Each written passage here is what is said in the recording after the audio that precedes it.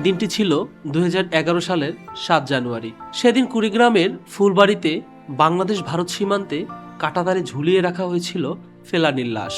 বাংলাদেশের কিশোরী ফেলানী খাতুনকে মেরে ঝুলিয়ে রাখার সেই ছবি ঝড় তুলেছিল দেশি বিদেশি মিডিয়ায়। সেই খবর নাড়িয়ে দিয়েছিল বিশ্ব বিবেককেও।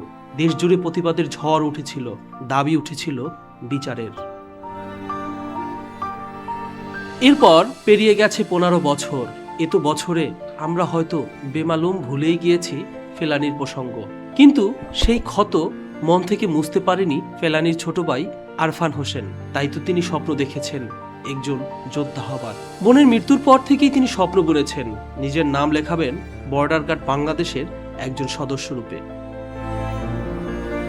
অবশেষে সেই স্বপ্ন পূরণ হলো।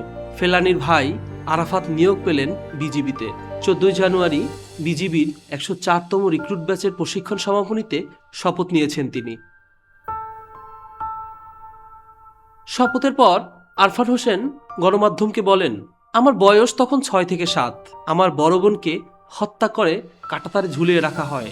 এরপর থেকেই আমার মা বাবার ইচ্ছা ছিল আমি যেন বিজিবির হয়ে দেশের জন্য কাজ করি। সেই লক্ষ্য নিয়েই আমি নিজেকে গড়ে তুলেছি।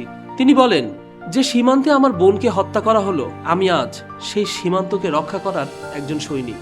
আমি চাইব না আমার বোনের মতো আর কোনো ভাই তার বোনকে হারাক।